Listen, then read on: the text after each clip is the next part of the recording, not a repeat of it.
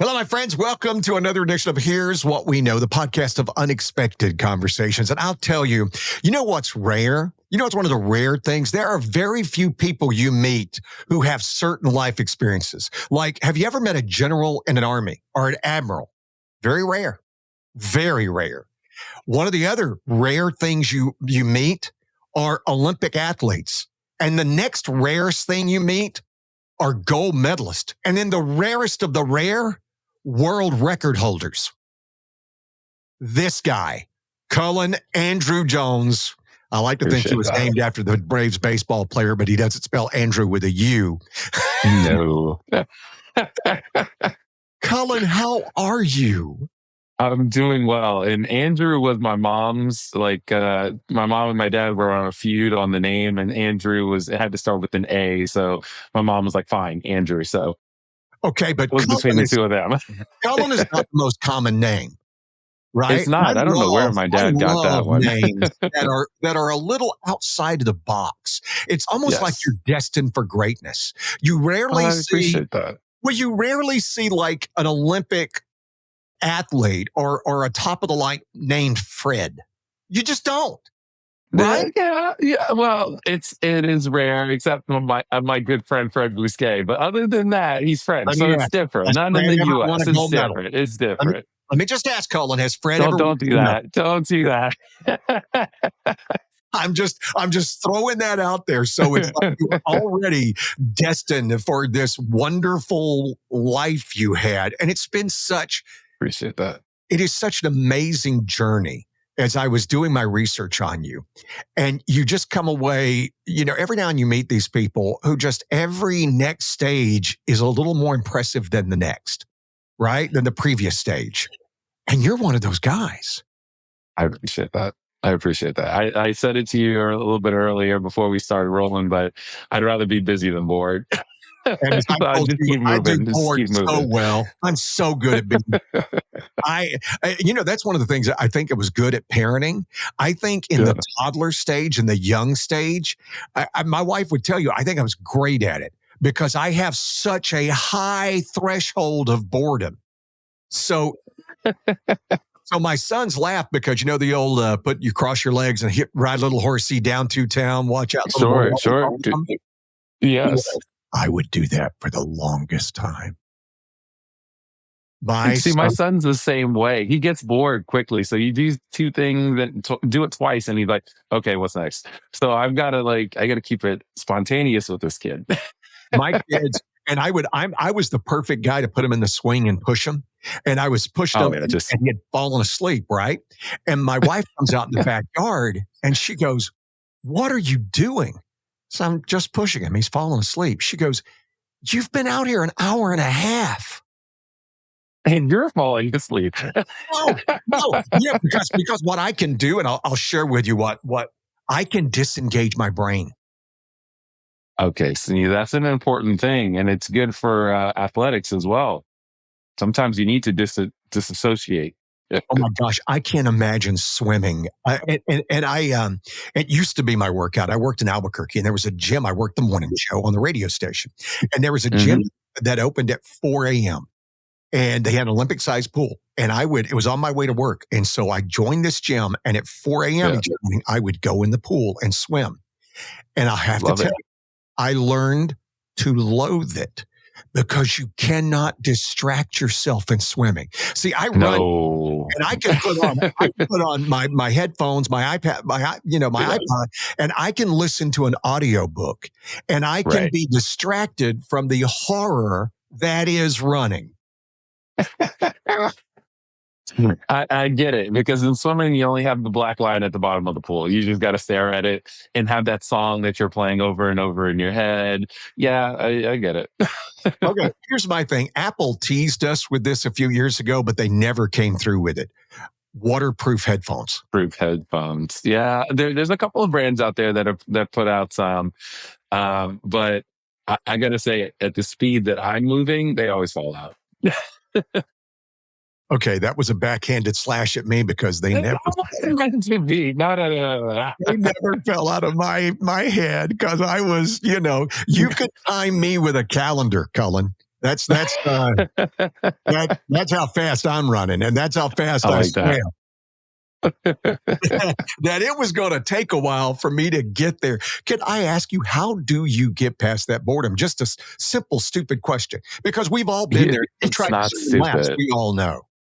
It's not stupid at all. It's actually very interesting that you say that. I've talked to quite a few swimmers, and I'm like, "Well, what do you do? What do you do?" And so I was an English major. I would write my paper in my head. So yeah, I was an English major. So I would write my papers in my head, or like, oh yeah, don't forget to do that. And oh, flip turn, boom, hit my flip turn, keep going. And so I was thinking throughout the whole thing, but I think that's probably why I'm so cerebral now, even as a retired athlete. Like I'm always thinking about things in my head, like, oh, I gotta write that down, make sure I write that down. So I think swimming kind of did that for me. That would make it even harder if you were just swimming. And especially when you do training, like, okay, and you always practice the opposite is what I've learned. So you did Yeah, freestyle. That's just in the one lap as fast as you can go. in and out. Yes. So you would train, I would imagine, like Michael Phelps, hours of swimming. Yes. Now he definitely trained more hours than I did, and more often than I did. I did a little bit more weight room, just because for sprinting, you're pulling a lot of heavy water really, really, really fast. So you've got to put on some muscle for that. So it was a little bit, it was still a lot of hours. I would did about 2.5 in the morning, maybe 2.5 at night on certain days doing doubles. And then on top of that, we had to be in the weight room, and I'd be in the weight room for at least an hour and a half. So now I don't swim as much, but I'm definitely in the weight room still for about an hour. And that's crazy because that's the way my son's in high school, and one of my buddies, one of the other dads, his son has joined the track team, and he's running sprints. And he goes, Gary, they Hmm. work out with weights 5 days a week. They are Oh yeah. the weight room 5 days a week. He goes, his son was telling him, the least we do is running. That's the least Oh of yeah. what we do. Oh yeah, especially as a once you start to get higher and higher into like almost professional swimming. Once you get there, my coach would say like, "There's nothing else you need to know like fundamentally when it comes to technique. It's all about your fitness. Are you in the best shape you've ever been?" And so there were things that I did for cross training. Like, of course, he had me doing the bike. I would do rowing. I would do all kinds of different things that weren't swimming because the monotony of swimming, that's when you start to make those little mistakes because you're doing it so much. So he'd have me doing cross training type stuff. I did boxing. That was my favorite as a cross training. Because you're trying to find hundredths of a second. Exactly. You know, Exactly. it's not like me. If I run good and I have a good run, I could beat a previous run by a minute because I have Yeah. so much variance in how fast I run, which is not, You you brought know, up the calendar. I'm not going to bring up the yeah. calendar again. I'm not being self-deprecating, but when Yeah. it's like I play golf, right? Hmm. And Hmm. I'm not Hmm. very good at it. So one day I could go out and shoot a 79. The next day I could shoot a 93. And I was telling that to my buddy who's a really good golfer, and I said, Yeah. your variance is so small. So a good Right. day for you is a 65, but a bad day is a 73, right? Yeah. Yeah. That's That narrow, that window. Yeah. And so for you, I mean, you do your 28 seconds. Well, no, no, no, no. I need 28.12. That's what I need. I Right. Exactly. I don't need Exactly. 28.16. I need to find that 400ths of a second to get Right. me to where I need to be. That's daunting. Yes. After so in 2009 at the time I'd set the world American record. And then at that point, every year that I trained, it was, can I get 1/100th faster? Like that was it. It wasn't a goal of like, oh, let me drop half a second or let me drop like a tenth, not even a tenth. It was like, can I go 0.01 faster? I'm going to train all year for 0.01. Wow, that's crazy. I mean, it's admirable. It's admirable. And I say it's crazy just the fact that it's so outside of the norm of what Right. 99.9% of the population of the world deals Yeah. with. It is very interesting. I get a lot of the question like, how did you stay motivated? How did you do these things? And for a lot of it, it's remembering that if the last year I didn't hit it, oh God, then I would like put up pictures of what I looked like, what I felt like at that moment, just to remind myself, because every day it gets daunting. There's all those moments where you're like, 5 o'clock practice. No, I don't want to do that. Oh, there's a pizza or a chicken Caesar salad. Well, I want the pizza.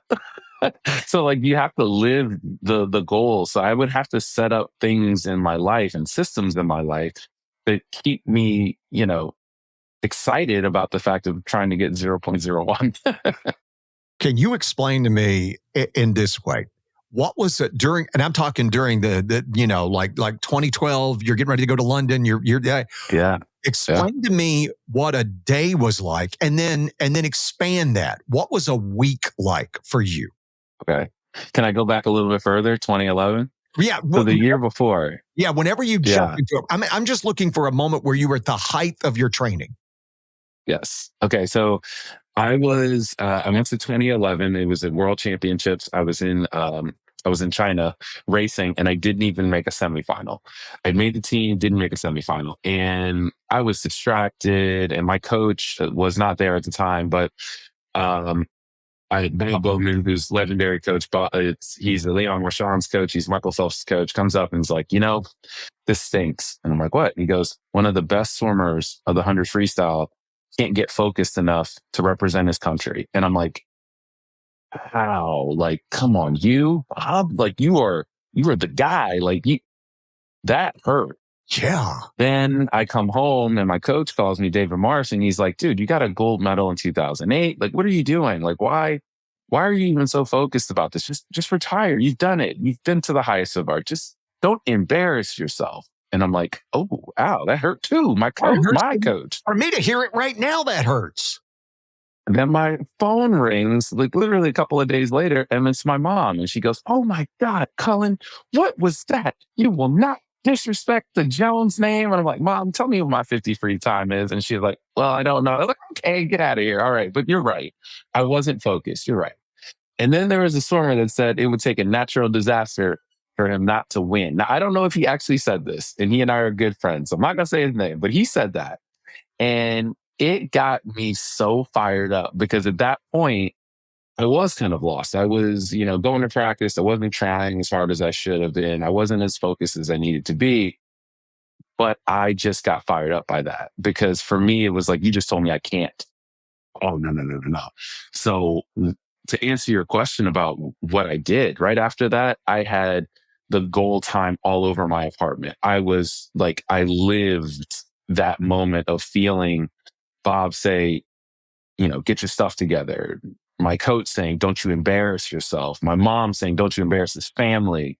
And of course, someone saying, like, oh, there's no way I'm going to lose. So I went into heavy, heavy training. I mean, to this day, David Mars was like, I've never seen you that locked in. I was going to every practice. I was doing 2.5 hours in the morning, 2.5 hours at night. I was going to the dietitian worried about what I was eating. No one was focused on me. I was so beaten up throughout the entire year that when I got to trials, I was in lane 1. And I got second to Nathan Adrian in the 100 free, which no one was expecting. And then I got first in the 50 free, which also no one was expecting. And it was just one of those moments that it was a real pinnacle turn in my life that really made me believe that if I work as hard as I believe I can do, I can do anything. Because no one was expecting me to win. And most people that are swimmers know this, the fastest lane is always in the middle. I was in the outside lanes. Those are the slowest lanes in every heat that swims. And I was able to make the team from those outside lanes. So when it comes to the work ethic, I proved to myself I can do it. And to this day, I still focus on I can do anything I put my mind to. I literally just talked to a pro baseball player, and he had, because I was talking, how you do it, and he goes, I learned that you can do more than you think you can, and everything you do, you can do more. Yes. He goes, now not every time do you need to. He goes, true, but you can. Very true. And it's the mindset of you, and I don't think I'm embarrassing you when I say an elite level athlete. I mean, you are the definition of an elite level athlete. The the dedication, and this was 7 days a week.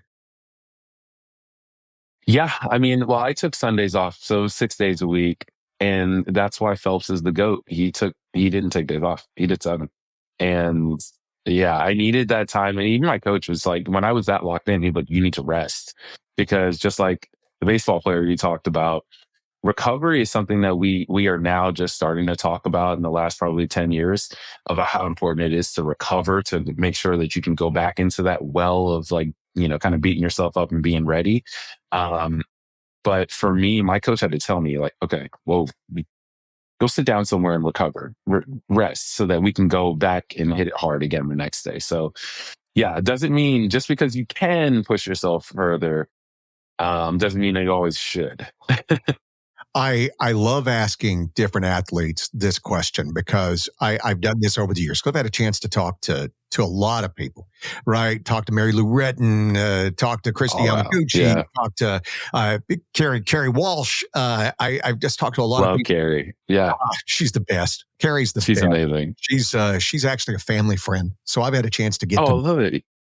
It's been fun, Great. but I love asking this question. What is it that hurts that we don't think about? And I'll tell you this: football players. You know what hurts on football players? Their hands. Because you try to Oh, grab a yeah, 260-pound guy as he's running by you. You get your fingers stuck yeah. in a face mask. You have your hand stepped on by a cleat, right? Hmm. And same thing with baseball players. Backs Yeah, makes sense, right? yeah, yeah. Gymnasts and figure skaters, ankles. Everything is about their ankles, Hmm. right? Hmm. Basketball players, shoulders. Here's where you live. Shoulders. Yeah, yeah, yeah. So in a swimmer, an elite level swimmer, what hurts that we aren't aware of? So the most common thing that most people would say is the shoulders, because we're used to the repetitive motion going over and over and over. And I know a lot of swimmers that, unfortunately, because technique wasn't, we've evolved so much, that I know swimmers in my generation that have had shoulder surgery, both shoulders. My answer is going to be different, and it's going to be fingers, because I have dislocated my finger trying to touch the wall fast and trying to make sure that I won. And I've gone back and literally pulled my finger back into myself. There have been a couple of races where I've like jammed my finger so hard that I'm like in the water. I'm like, and usually it comes right back. But yeah, I've dislocated my finger quite a bit. See, you guys just learned something today, right? I mean, because I had no idea. And now that you said it, makes 100% because Yeah, what's the speed? I mean, because that's what most of us, we go to mile per hours. yeah, When yeah. you hit that wall, how fast are you going? So my coach used to say, finish through the wall. And I would take it literally. So I would like really try to hit. You're swimming at 11 miles an hour, essentially. So, and that's the world record for the 50 freestyle. It might be a little bit faster now that, with Caleb and Cesar Cielo and being so close to that 20.91. But I was going about 11 miles an hour. And so, crazy enough, another side story. I live here in Charlotte, North Carolina, and Lake Norman.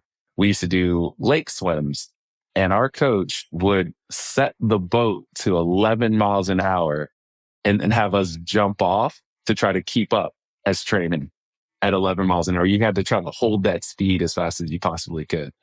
So yeah, 11 miles an hour to jam your hand and almost break a finger. Well, yeah, think about it. Think about running.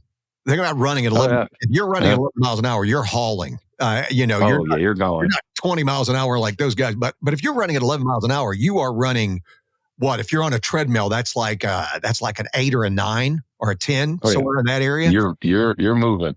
You're hauling, and imagine trying to hit a wall that's not moving. Correct. And you're supposed to hit, the goal is to hit and have your hands collapse so that you can touch the touchpad and kind of do this. And you're used to that, but sometimes you come in sideways, you come in all these different ways. Sometimes if you hit it wrong and you're really not thinking about it, you just want to get your hand in there and you just jam it and your finger just, yeah. So Oh, Yeah, oh yeah. man. Occupational hazard. Let me tell you something, Gary. When you turn around and see that one and an AR or a WR next to your name, you feel no pain. You were just so excited that you did it that I when I set that American record, I did something to my finger. It wasn't fully dislocated. I literally popped it back and was like slapping the water. I no pain. Adrenaline was just too high. I used Didn't to feel say adrenaline is a magical drug, isn't it. it? Didn't feel it. It's like and it's just because there's so many questions. What I said, I love having this opportunity, and I was trying to do my research, and I just kind of put it down. And my wife goes, "What?" And I said, "What am I doing research for? I am talking to an elite athlete that I get to ask questions as when Oh yeah. I'm watching the Olympics, and and now you have to be excited about how popular swimming has become as a national Oh sport. yeah. I mean, I love it. it Yes. is such a. I mean, it's broadcast live. It's on TV. It's on Yes. network. I mean, and it's something where they've literally built a stadium around a pool. Yeah. Yes. Can you imagine that? I could not. So I am I'm blessed to still be around the pool as much as I get to be because I work for Speedo and my job now is signing the new Team USA for Speedo. So it is awesome to be able to still be around and still support Team USA from that capacity. But when I walked into Lucas Oil, the weird thing, Gary, was that's a football stadium. But as soon as you walked in, the way that USA Swimming had done it up, it looked like the pool was supposed to be there. Absolutely. You were like, oh yeah, this is it almost felt normal because they did such a great job. But yeah, to see swimming to the heights of where it is, like I've talked to Phelps, I've talked to Lochte, and I'm like, we would have reveled in this because we love the lights. The brighter the lights, the faster we swam. So yeah, we're slightly jealous. I even said it. I was like, I'm a little jealous. I wish I had this opportunity to race in, 26,000 people watching, breaking records. Oh man, that would have just lit me up. And you did the relay, and I would Yeah. think that would have to have so much pressure because they know who the slow guy is. If you Yeah, that lose, was me. if you lose by hundreds of a second, they know what, and Yeah. you weren't the slow guy. You held up your end, and not only you're Uh, trying to keep the time up, but you have to be aware. I would think you have to be aware who's around you. oh If God, that yes. close, what's that like when you feel that guy close and his kick is coming? It's coming. Oh God, yeah. So that's the funny part because you said gold medal and Fred Bousquet, who is a dear friend of mine, he was going third. He was the fastest 100 freestyler that year in the 100 free.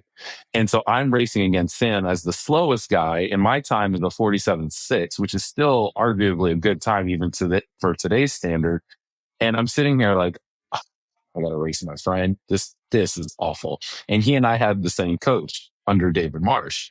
So when I knew I had a little bit of a head start on him, I knew he was going to catch me. My goal was to put Jason in the best position. So when he caught me, it was just a dogfight to just make up the yardage or meters at that time, um, to make sure that Jason had the best to not put Jason behind because that was going to be the biggest thing. And I knew that if I could keep it close, Jason would be able to at least go head to head and fight with Elaine. And so I did my best. 47.5. I wasn't angry, but I really did feel like I messed up the relay because Fred had caught me and put a little bit on me, and he was ahead of me when I touched the wall. But it worked out the way it was supposed to. You gave Jason what he needed. I mean, obviously, proof's in the pudding. You gave Jason what he needed, and Yeah, yeah, that is the pressure. It's like said when I watch golf. You know what all like on the Ryder Cup. You know what they all hate? Alternating shot, where I'll yeah, hit a shot, then yeah, you go up, yeah. and you hit a shot, And then, right. because the pressure that you put on yourself because you don't want to put them in a bad situation. Exactly. Is that Exactly. all? But I think that was the beauty, especially of the people on that relay, whether it be Michael, Jason, Garrett, or myself. it was never about Michael going for 8 or the French team had the world record holder and the fastest 100 freestyle. It was, I'm not letting you down. I'm not letting you down. I'm not letting you down. These are my 3 brothers. We're Americans. We are not letting each other down. And that's where something special happened. It was just one of those moments where even before we started racing, we just looked at each other. There were no words. We didn't have to say anything. We just looked at each other like, okay, we're the underdog. They have the power, but we're going down with a fight and we're going to win this. We see how people get emotional during the gold medal or the medal ceremonies, right? Yeah. And I would think winning an individual medal is got to be so overwhelming, but I would think a sweeter experience would be like that relay team, because it took all 4 of you, and as you said, there's no words. There's no words. Yeah. What the other guys is like. My son started playing football this year, and it's the first time he ever played football, tackle football. And he told me, I said, after the first couple of weeks, I said, how's it going? He goes, it's okay. It's okay. And about a month and a half into it, I said, we're driving. I didn't even say anything. He goes, Dad, I really love football. And I said, what do you love about it? He goes, it's so hard. It's so hard with the working out and doing your schoolwork and all the other stuff. And it's so hard. And nobody knows how hard it is except every other guy on the team. And I'm like, dude, that's poetry right there.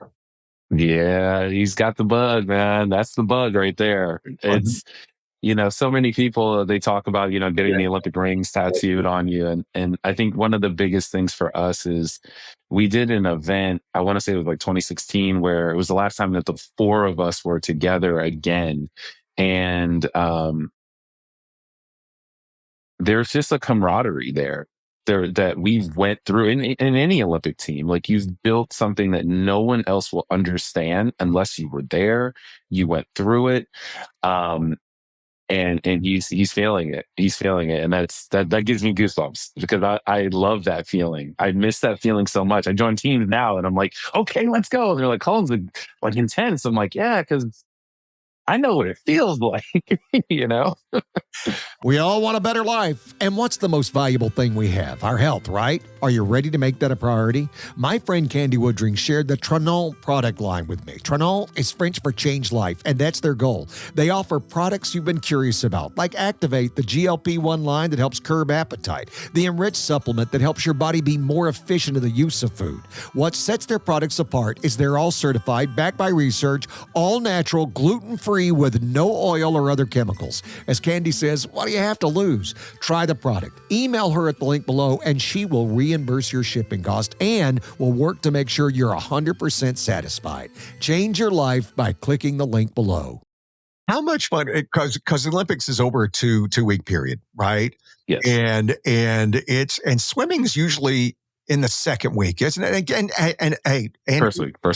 Okay, but in LA it'll be a second week. Correct me if I'm wrong. It doesn't hurt my feelings. I have to let people know that. Sometimes they're always trying to be. No. If I'm wrong, just tell me. It doesn't bother me at all. I got you. I got you. Horses and a wife. I'm used to being told I'm wrong. Not a problem. I got a wife. I feel you. Not a problem. But I would think if you had it during the first week, that's the best of all worlds, because you get your competition out of the way, especially if you win the gold medal. And now you have the week, baby. You have the week. It is great to go first. I will say that. Sorry to all my track family, but you will in LA get to feel what that feels like, because they are. So I've been told they're switching it where track will go first in LA in 28. So, but when you go first, there is a downside. For swimming, you can't do opening ceremonies, and the reason why is because you're on your legs for 5 hours. Yeah, I know for TV, exactly. At least in France, they had seats. They were able to sit. So we did actually have a couple of swimmers that were able to actually do opening ceremonies, which France did an amazing job. But in Beijing, we would have been laying on our standing on our feet the whole time. So we were listening because the relay was literally the next night. So we were just listening to the fireworks and we could see the glow of what, the bird's nest was. But on that first week, you're absolutely right. You're setting the tone. I think when it comes to, I remember walking in and seeing a bunch of the track guys, and they were like, "All right, set the tone for us because we're gonna set it up for that second week." And so that camaraderie between, especially track and swimming, because we're like almost sister sports, we're very similar. And when you go into training, it's very you don't play. Is what I like to say. You don't play swimming, you don't play track.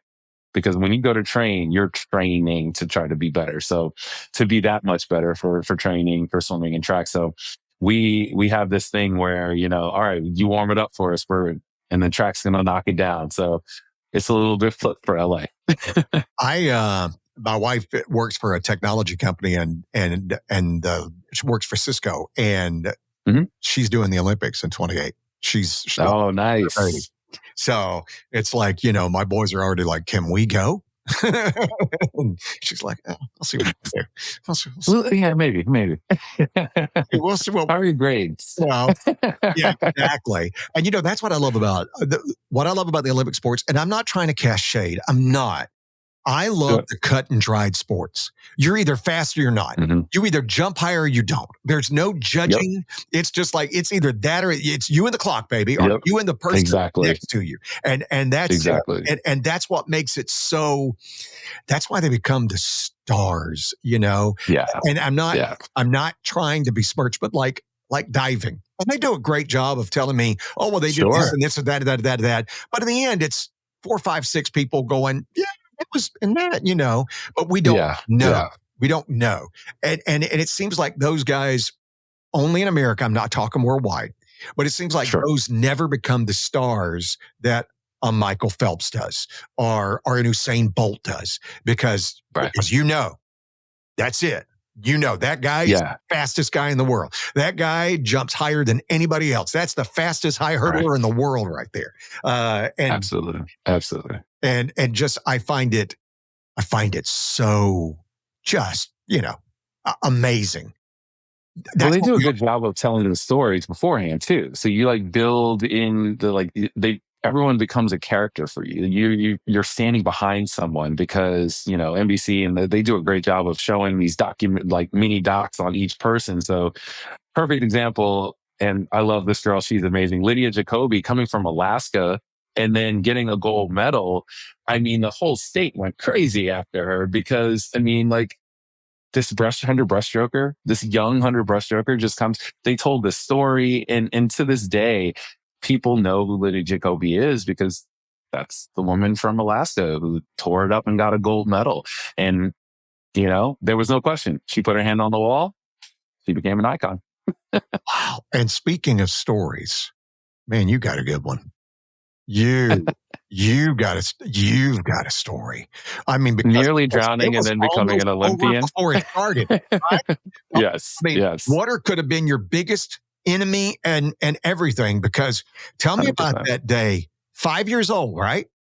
Yes, 5 years old. Water park. Spoiled only child with my parents. Grew up born in New York. Grew up in Jersey. I was always back and forth because my family was still in the Bronx, but. They knew I loved water because I'm gonna date myself. They would throw me in the tub and give me He-Man, Thundercats, and my Transformers, and I would cry if they pulled me out of the water. I just love being in the water, and so they were like, "We're gonna take you to Dorney Park in Pennsylvania." And my dad kind of knew how to swim. My mom didn't know how to swim at the time, and we got on the biggest ride there. I was fully supervised. My parents were there. Lifeguards were there. My dad went first. I was going second. My mom was going last. And he made me promise, don't let go of the inner tube. So he goes first. He's coming down. Boom. I hear him. Can't see him. He's screaming. And I'm like, okay, now I'm nervous. My dad's screaming. I'm nervous. I sit in the inner tube. I go down. And I was a tall 5-year-old. Very skinny. And I had never had swim lessons. As soon as I hit that pool at the bottom, I flipped upside down. And I didn't know what to do. I was trying to touch the bottom. Now, if I had swim lessons, I'd know, let go down to the bottom, jump, and at least I can get air. I'm trying to pull myself up on an inner tube that's enclosed and I can't get air. So I was underwater for more than 30 seconds. They say a child can have brain damage. And my mom came down. My dad had to get my mom because she was just trying to save me. The lifeguard came and got me. I had to be resuscitated. I woke up. The first thing out of my mouth, Gary, was, "What's the next ride we're getting on?" Because I was a fighter on our water park. And they want to leave. Your parents lived through every parent's nightmare. Oh, God, yes. Oh, God, yes. And that's why I'm such a firm advocate for getting people to learn to swim. I remember bits and pieces of it. And then my mom kind of filled me in on all the pieces that I was missing when I was about 14. And she and my dad were just in tears because they were like, that could have been the day that, we lost you. And it was because we didn't know how important teaching you to swim was. And so that was one of the things that my dad passed when I was 16, and I started as a lifeguard when I was 15. That was my first job, lifeguard and teaching kids to swim. So I've been doing this for a long time, but I'm a firm advocate. You've got to learn to swim. It's a life skill. Yeah, I grew up on the Gulf Coast in Alabama, Florida Alabama line, and grew up on the lake, and we just always swam. I remember the day that my brother-in-laws took me out to Lake Jackson in Florella, and there's a pier. Yeah. And my brother-in-law, they're funny guys, and they. I'm an oops baby, so my sisters are so much older than me, right? So Got it. they're my brother-in-laws, but they were more like fathers than they were brother-in-laws. And Got it. my brother-in-law just pushes me into the water, and he just pushes me off the pier, and I panic, and he goes, "Hey, Gary, stand up."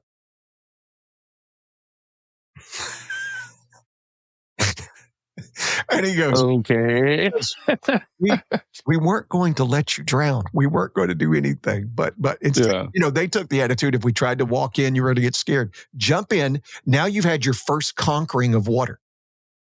Right. You've had your first victory. You've stood up. Now okay, we're going to stay in this shallow part, and you're going to learn to swim. But at any point you feel unsure, stand up. Right? Yeah. So when I had my children, I have a pool. I'm looking at it right here because I grew up very poor. And the whole idea, if I could ever own a home with a pool, I will have made it. Right? So I did. And until I had children, I hated that pool. Trust me, I hated it. I did. Yep. All the things. But when I had kids, it changed everything. Now I love the dang pool. But when we had our children, it was like, okay, there's no, because my in-laws at the time lived on a lake in Arkansas, and my family lived by the beach, and water is a part of what we do. So, my wife and I agreed from the moment we can get them. So at 6 months, we started swimming. I love that. And it was funny because I'm an older dad. I think you can tell that by now, right? And so I would do these swim lessons, and I would be in the pool with 10, 15 young women and their babies. Right? Yes. And they would be okay, give you the whole thing, stuff like that, and put them put their face underwater, and and it was so funny because the ladies would just go, and just barely touch them, and I'd be like, here we go. Yeah. Well, I did the same thing, and so that's why I partnered with Goldfish. One of my dear friends, basically a sister, her daughter, who calls me uncle. I was watching her swim at a young age, and now I hadn't had my son yet, and she was progressing so quickly. And I was like, okay, when I have my son, I'm taking him straight to Goldfish because I can see how this is working. And then it became a little bit more organic with the partnership because I found out that Jenny, who's the creator of Goldfish, she and her family, her husband and her brother-in-law, Jenny swam in Arizona. And I was like, aha. So a swimmer created the curriculum. So this is a swimmer. This is made by swimmers for swimmers. Got it. That's why it works. So as soon as I got my son in, I did the same thing. You don't want to hear me sing Wheels on the Bus. It's not a good look. But I had him in 6 months, and I was doing the same thing. And so my son now is 5. And just 2 days ago, I took him to his lesson at Goldfish. And now with Wise of the Pool, he jumped in and I watched him swim. I mean, I don't show him swimming. I don't show him me swimming. I don't do that because I want him to pick whatever sport he wants. When I tell you he swam some of the best freestyle that I've ever seen. I'm like, I sent it to my coach and he goes, man, it took you 7 years to learn that. I was like, don't say all that. My son picked it up like this. And I was like, I, it's in Goldfish. I mean, it wasn't me. I do not teach my son. Everyone's like, he's really advanced for 5. And I was like, man, not me. But he swam across that pool like it was nothing. Yeah, that's what I love with my kids, because we would teach them, and then we'd put the little life vest on them and stuff like that. And every summer, my wife has to go on a business trip for about 10 days. It's what she does. Sure. And when they were old enough to start staying with me while she was going on the business trip, and it was always during the summer, I'd get out there in the pool, and slowly but surely I'd take that life vest off of them, and I'd stand there and I'm like, come to me. And I remember the year that she came back, and we walked out of the pool, and I said, Luke, swim across the pool. And he jumps in, and she's like, I'm like, calm down. And he just swims across that pool. And I'm like, there you go. And what's cool about that is that he inspired his brother to do the same thing. His brother's 2 years younger. I love that. And so I love that. Like, if you're going to do that, I'm going to do that. And so it's that I do think, not always, but there is a part of a genetic code that I mean, I know Carrie and her husband Casey, and all 3 of their children. Not that they're volleyball players, but they are all crazy good athletes. Crazy good, right? Sure. Big shocker. Professional volleyball players produce genetically superior athletic kids. Yes. And the fact that, because you're in that weird situation that you can see the talent of your child, but as you go through this process, you'll realize anything you say is going to be rep resistance, because it's got to be their idea, right? 100%. 100%. Your child, if he does go into swimming and you try to give him a tip, he's going to be like, yeah, I got this. Exactly. That's why I didn't try to teach him. That's why I took him straight to Goldfish. I was like, listen, I know I want to be fun dad. I wanted us getting in the water. I want to play. But it's like, to your point about the older son helping the younger son, I think that's why formal lessons are so important. It's so great to have formal lessons, because when I see Avon see another kid and he's like, oh, I saw him do it, he in his mind is like, oh, I can do that. And you see that. And even when I'm teaching kids, I'll even say, or at any age, I'm like, oh, if he can do it, can you do it? And they're always like, yeah, I got it. And they get pumped up by that. So formal lessons is the best way to go. I mean, I just, trust me, I like flotation devices as long as they're certified by, Coast Guard and Red Cross. But when you have a lesson and your child or a child sees someone else do it, there's like that, but wait, they did it? I can do that too. And that is, as a teacher, it's the best.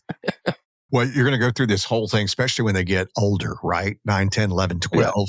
Yeah. And if they decide to go into swimming. And then you try to give them tips, and they'll be like, it's like, I was talking to Kid Rock one time, right? And he was telling me, I said, and I said the same thing to Tim McGraw. I said, do your kids know who you are? And they're like, they don't care. They don't care at all. And all 3 of, it hit Tim McGraw's 3 daughters sing. And I said, and Faith Hill is his, they're both, I mean. Yeah. and I said, have you ever mentioned, he goes, when I think Gracie, he goes, I tried to tell her something when she was about 10 years old, and she literally rolled her eyes at me. And Kid Rock, same thing. He said he took his son and his friends to the movies, and he went to go get popcorn. He came back in, and his sons had moved as far away from him as he could get. And he turns around, he looked at me, he goes, do you not realize I am literally the coolest guy in this theater right now? If Kid Rock and Tim McGraw and Faith cannot get their kids, I have no hope. But then they get a little older and they start realizing who you really are. And that's when they go, hey, Dad, what do you think? Because you, it's like my son, they play basketball, right? And I played basketball in high school, and I told my son, I was out playing with him one day, and I said, he asked me something, and I said, I got nothing for you. He goes, why? I said, son, you've surpassed my skill level. You're better now than I ever was. I was never, as a high Wow. school senior, I wasn't as good as you are at 12. So you are beyond my skill level, right? Now you Mm-hmm, need to mm-hmm. listen to your coaches. The only thing I will Yeah. coach you on is your attitude. That's the only thing I'll coach you on. But everything else, then cool. It's fine. And Right. I've had coaches, especially in one situation where he was being a little bit of a jerk and on the thing, and you're not supposed to say anything with the kids and stuff like that. And I'm an older dad, and the coach was like in his 20s, and I looked over him. I said, "Do me a favor." And the coach looked at me. And he's like, "What?" I said, "Send him to me for 30 seconds." Mm, So, hmm. and I just had to tell him, Yeah. "Buddy, we'll walk off this field right now. This is Yeah. a blessing for you to be able to play this. This is the definition of Yeah. it. This is the definition of it. This is not a guarantee. And if you're not going to be Right. worthwhile, then we'll find something else for you to do. But you're not. It's the same thing. You're not embarrassing this family. You're not embarrassing Oh, yeah. mother. You're not. You're not." And I No. never said a word to him about how they played. Nothing. But your Yeah. attitude. Well, we're going to talk about that. Oh, I love how you said that. And that's what I think a lot of parents need to know too. It's let the coach. I mean, if you're not getting it from the coach, maybe think about a different avenue, but you need to coach the attitude and the thought process behind them being present in whatever sport it is, because that's the part where the coach can't get through. Like that's parents need to be in charge of that piece. And so for my son, he's like, "I don't want her today," and I'm like, "Look, come here. We're going to talk about this. We're going to sit here for 30 minutes. We're going to do this swim lesson. All you have to do is start." I was like, you can get out after 2 minutes, 5 minutes. He goes, "Okay." Gary, he has never got out of that pool. So It's the Jedi mind it's, trick, right? it is. It's the attitude. As long as you can shift the attitude and work the attitude, let the professionals, the coaches do what their job is. Because I've tried to tell them that before. I'm like, I run. And I'm like, and my Yeah. son goes, "You ever don't feel like running?" And I told him, all the time. It's a rarity when you're Yes. like, "I can't wait to get on the road today." It's a rarity. Exactly. A lot of times I lie to myself and I'm like, all right, I'm tired. It's been a long day. I'm just going to do a mile. I'm going to do a mile Yeah. and that's it. And that's going to be good enough That's because it. I moved my body. And I said, at no point have I ever run just a mile. Just a mile. Never. Once you get a Never. mile, you go, okay, I can do 2. And then once you're all into 2, you're like, well, I can do whatever I need to. I've got it going now. And it is, Exactly. it's that I'm going. you can lie to you can lie to yourself in a good way. Now, the worst thing you get Yes. things when you lie to yourself, and and as we say it around our house, because we're people of faith. Listen, Mhm. God called it the devil the king of lies. It's what he is. It's king of Oh, lies. yes. So he's going to 100%. lie to you and make you believe it. But in this situation, you can lie to yourself because it's what we go back to what the baseball player said. You can do more than you think you can. Absolutely. So, Absolutely. I do it all the time too. When I had to get in the cold pool at 5 o'clock in the morning, I was like, I'm just going to do warm up. I'm just going to do warm up. And once I got into warm up, I'm like, okay, what's the set?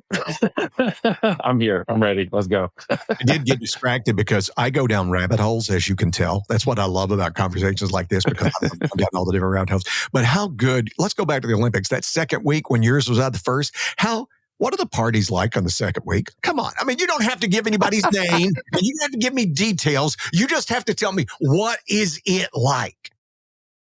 It is, it's fun, man. It is a lot of fun to be able to, well, they have kind of moved back from this model, but some of the key sponsors, Maxim used to be a key sponsor, Budweiser, they would have these parties for honestly anyone. So it wasn't just the athletes, it was for anyone that was even in the Olympics, going to the Olympics to view the Olympics. And so it was just really fun to be able to know that you've trained your entire, at least that year, but definitely 4 years, a quad. You've 4 years of your life has gone towards this moment. And especially in Beijing, many of us hit the pinnacle of what we wanted to do. So it was just a celebration of being able to kind of let your hair down and just say, oh, I've done it. And it is the coolest moment to be able to have that experience with other huge people that you look up to, that you are fans of, being able to hang out with, Kobe, LeBron, D Wade. And it's surreal. It's surreal to be in that environment. And the crazy part is they're looking at you just as awestruck from your sport perspective, being one of the first Black men to be on the Olympic team, and to not only be that, but to be a world record holder. And then I'm standing in front of Kobe and he's like, man, what did you do? And I'm like, huh? Dude, I look up to you. That's not how this works. It's just a surreal experience. And to be able to just kind of rub elbows and just kind of see that we're not all that different after all, especially when it comes to sport. We have the same mantras in our head, the same thought processes. We all get nervous before. We all have failed so much to get to this level. And then to be able to talk about that stuff and to celebrate the wins, it's surreal. Yeah. I would think one of the coolest experiences, and again, this is not you, this is me. I would think the coolest experience is to get and do what you did and win the gold medal and have that week to let the pressure off and to be able to sit back and have a cocktail, right? To sit back and have a beer with all these other athletes who understand the sacrifice and just the fun and the joy of, listen, if you make it to the Olympics, I don't care. And I've told that, we'd watch you'd watch the running or the swimming, and you'd see the people who'd come in way in the back. Yeah. And I'd always explain to my son, listen, they are so good. There's nobody in your school could keep up with that person. There's nobody in this county who could keep up with that person. There's none. That person is fantastically talented, but they're going against the best of the best. And to make it to the Olympics, they are representing their country. Dude, they're phenomenal. Don't judge them by what the other people are doing. It's like, again, I name drop all the time. I played golf with a guy on the PGA Tour, and he was saying, the worst guy on our tour, the guy who's dead last on the money list, could beat anybody in your city, any country club. He could, using 3 clubs, he could beat anybody that you want to put up against him. Correct. Wow. And I think that's the crazy part. It's the world is caught up in swimming. Don't get me wrong. But in 2008, top 8 in almost any event could medal at the Olympics, like top 8 at our trials. And that's kind of the craziest piece is like even the person that was in 8th place is better than almost anyone in the world. And that's just at our trials. And it still reigns true in some events in our trials as well. But to your point, and then you get to like relax finally. You get to actually just kind of be like, oh, I get tired standing for too long, and I sit down and go, oh. Can you imagine 4 years of finally, that's what that is. That week is just the deep exhale of like all that pressure, just being like, oh, we did it. And it's so cool. As you said, when you got into it, you were one of the first African Americans to swim. And I love, that's the beautiful thing now. Just like Tiger Woods turned golf into the world, right? And you see that now. You see so many different nationalities, ethnic groups, and what I love about America is, man, we're all Americans. That's what I love about it. It's the greatest melding pot of the world. And you jump into that and you see all of these different kids from all of these different backgrounds. And because the old quandary's always been, how do we know the greatest baseball pitcher in the world? We don't know. What if it was a kid in Saudi Arabia who grew up poor and he had all the genetic, but never had a chance to pick up a baseball? Never got a chance. Yeah. True. That's true. It was just, and I know it's been a mission of you to dispel the sad truth of not swimming in the African-American community. Right. It has been my life's work. I mean, nearly drowning, growing up in uh, I wouldn't say poor. I would say in a poor area. My Mhm. parents worked unbelievably hard to give me everything that I had. But I grew up in a very gang riddled area, and I had to worry about what colors I was wearing because I didn't want to make sure that I wasn't coinciding. I took the public bus to go to swim practice. I did all of these things. It took a village to get me to that Olympics. It took a village when my dad passed away, the men of the church that like took me under their wing. Um, I can't just turn around, get a gold medal, and be like, okay, thanks everybody, and just be done. No, Yeah. it's my responsibility to illuminate that trail, that thin path that I was able to walk to get here. And so after 2008, their USA Swimming Foundation and USA Swimming put in front of me the drowning statistics, and at the top at that time, Black Americans were 5 times more likely to drown than any other race in the U.S. And I'm like, oh yeah, I could believe that because I've gone to my own family cookouts. They say, you still doing that swimming thing? We don't do that. And it's like, and this is the narrative that goes back all the way through slavery. Yeah. Like slavery is the reason why Black Americans don't know how to swim. Segregation is the reason why Black Americans don't know how to swim. Because when I go to the Olympics, Team Nigeria looks like me. So don't tell me Black people can't swim. Yes, we can. Yeah. Or people of color. Yes, we can. It's just, this is the narrative that we keep saying to ourselves. So, when you have people like Simone Manuel, when you have people like Leah Neal and Mertz McClendon, when you have Sabir Muhammad, myself, that are like, no, no, no, no, no. There's glimpses that we can do this. That's the moment where I sat back and I said, this is how I can give back to the sport. So I worked with USA Swimming Foundation. We created Make a Splash, which is an initiative that has run for 15 years. Nearly 11 million kids have learned to swim through it, thanks to USA Swimming Foundation and Phillips 66 at the time. That was my way of helping to try to give back. And now being an ambassador for Goldfish, and Goldfish gives back, and it's my life's mission. And as a dad, Gary, my son came up to me and said, "Daddy, I want to swim." And I went, oh, because I thought about the times where I got 6th and 7th place, but when I finally got first, parents were like, well, why is he even here? Shouldn't he be playing basketball? When I went to college and I had my Jordan moment finally, I was sick as a dog. I was in the bathroom, and every time they tapped me to come run out, I had to swim a race, and I won it. And then the final relay, it was down to 3 points, and we went from 7th place to 1st place and won. And as I was getting out, the fans were throwing stuff at me. Now my son wants to get into this. Okay. Now I have a new purpose. It's not just the gold medals anymore. The new purpose is to show that my son can come into a sport that welcomes him. And I know that that's something I can help do by being an advocate, being a philanthropist, by being an entrepreneur, and trying to help make this sport look like this country, a melting pot.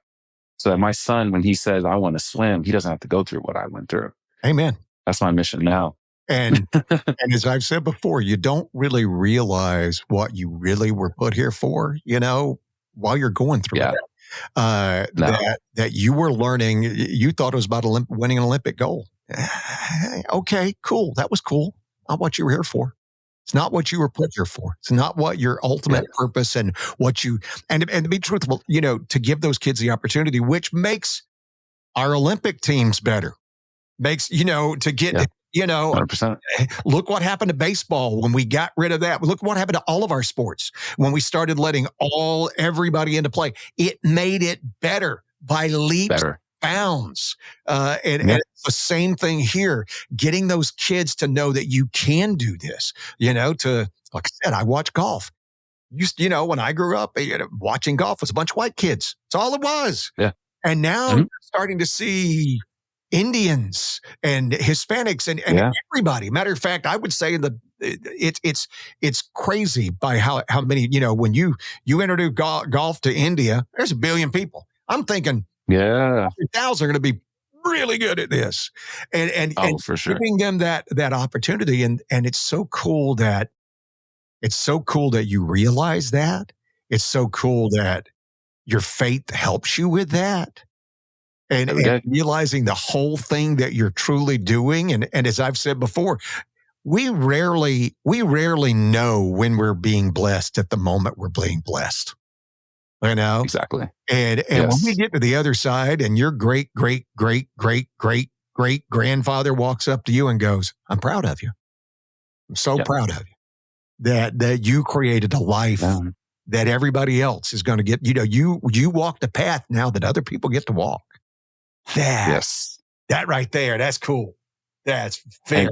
100%. And I mean, I think that's been for so long our strength as Americans. I mean, when I'll share this one quick story that a friend of mine, and I told him the story of what happened in 2008.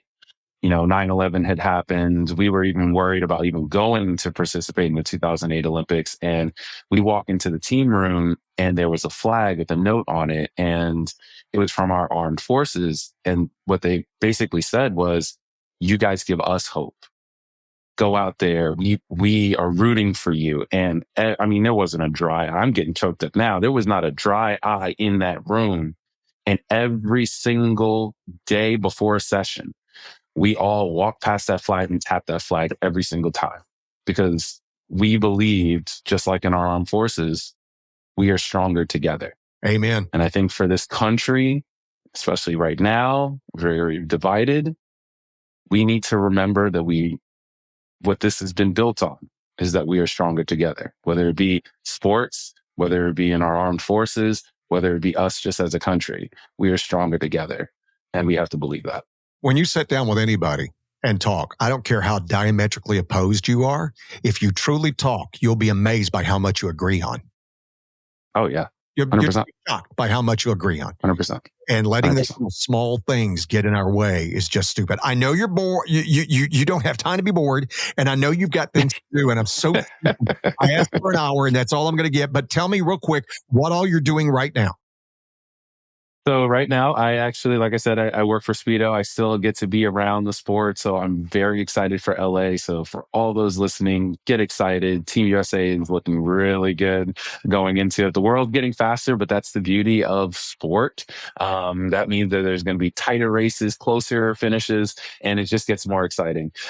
For me personally, working with Goldfish has been just a godsend. To watch my son develop has been amazing. So if you are thinking about the importance of learning to swim, which I hope everyone is, because the summer comes faster than you can even imagine, please go to Goldfish. Go to Goldfish. You can go online to goldfishswimschools.com or on any kind of social media. You can follow me at Cullen Jones. Please, please, please, please, please. You are listening. You are now an advocate. It is your job to tap somebody and get someone to learn to swim, because we have to drop these drowning rates. The CDC has said that the number is up 22% since 2019. I know this is the COVID thing. I get it, but we got to get these numbers back down. I'm so tired of my phone pinging about another drowning of a child.